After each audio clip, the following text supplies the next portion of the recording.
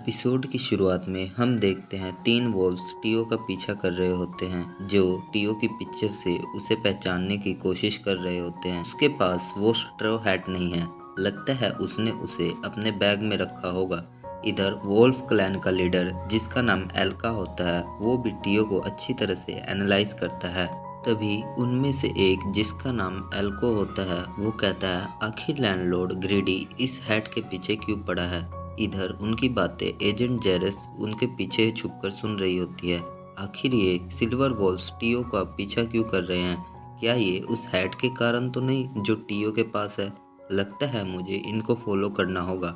Scene cut होकर हमें 99th floor का दिखाया जाता है जहां सभी बनीज और मामा बियर मिलकर फील्ड रिपेयर करने में सीजुन की हेल्प कर रहे होते हैं। तभी सीजुन एक पोटली लाता है और कहता है कि आज हम इन्हें प्लांट करेंगे। जहां हम देखते हैं पोटली में मूंगफली के सीड्स होते हैं। इसके बाद सभी मिलकर पीनट सीड्स प्लांट कर देते हैं जो देख सीजुन खुश होता है।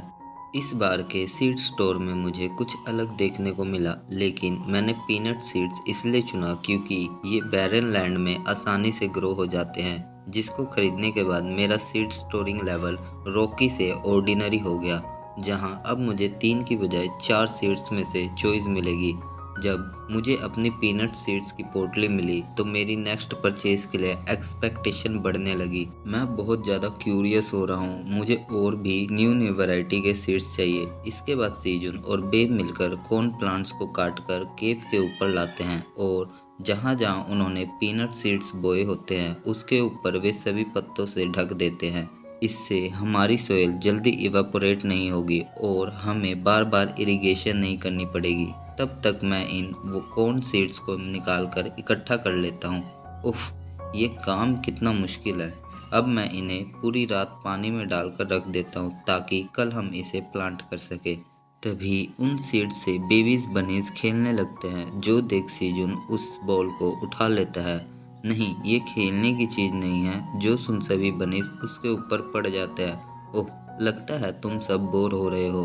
और कुछ सोचने के बाद वह उन्हें अपने बैग में से उन्हें स्वीट ड्राई कैरेट स्टिक अलग अलग पाउच में डाल कर देता है। तो चलो अब जाओ, सबको इनमें से बांटो, अगर ख़त्म हो जाए तो दोबारा आकर ले जाना। Go soldiers, go on your duty. जो सुन सभी बनीज सबको जाकर स्वीट कैरेट स्टिक खाने को देते हैं। ये देख सीजुन खुश होता है। ओह, अगर मैं इनके लिए ड्रेस मंगवाऊं तो ये उन ड्रेस में कितने क्यूट लगेंगे। इधर हम 1003 को देखते हैं जो बैरन लैंड पर घूम रहा होता है। ओह शिट, मुझे तो याद ही नहीं कि वो जगह कहाँ है। आखिर कैप्टन ने मुझे ये ऑर्डर क्यों दिया। जहां हम देखते हैं ओक्स किंग 1003 से पूछता है कि तुम्हें ये कहाँ से मिला, जल्दी बोलो। शायद ये टेरिटोरियल बॉर्डर के पास ही होगा। क्या तुमने अपनी टेरिटरी क्रॉस की? नहीं, मैंने जानबूझकर नहीं किया। ब्लू मून के टाइम का मुझे कुछ याद नहीं, मैं श्योर नहीं कि ये कहाँ से आया। जो सुन ओक्स किंग कुछ सोचता हुआ स्वीट पोटैटो को खा जाता है। ओह वाह, ये बहुत टेस्टी है।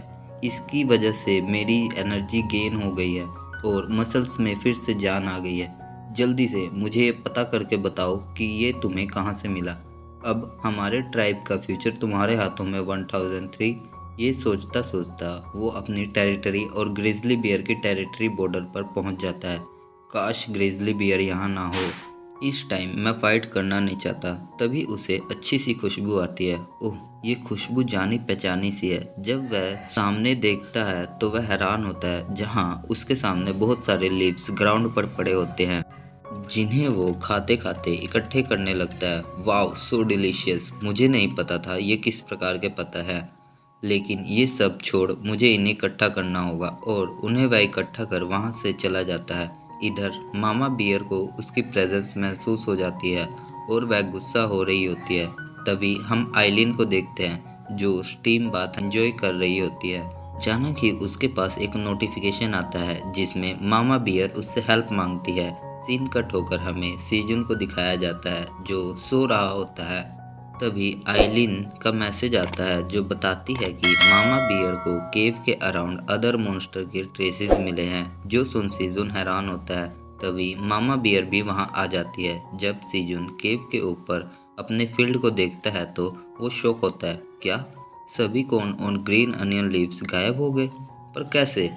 लगता है कोई चुपके से आया होगा और सभी लीव्स उठा ले गया, क्योंकि हमें किसी के भी आने जाने की आवाज़ें नहीं सुनाई दी।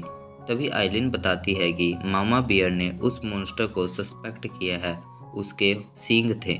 यह सुन सेजुन ग्राउंड में अपने प्लांट किए हुए सीड्स को देखता है। ओह, सीड्स छोड़कर वो मॉन्स्टर सिर्फ लीव्स ही लेकर गया है। तभी मामा बियर सेजुन को अपनी सर्विलेंस एरिया बढ़ाने को पूछती है, जिस पर सेजुन हामी भरते हुए कहता है ठीक है, पर अपनी सेफ्टी और हेल्थ का ध्यान रखना। जो सुन वह लिटिल बी को सेजुन के पास छोड़कर चली जाती है। मुझे खुशी है कि कोई हर्ट नहीं हुआ, लेकिन फिर भी हमें तैयार रहना होगा। थोड़ी देर बाद हमें दिखाया जाता है कि बनीज क्वीन बी के कोकून को लीफ से ढककर अच्छी तरह से रख देते हैं। सीजुन इसके लिए उनको थैंक्स कहता है।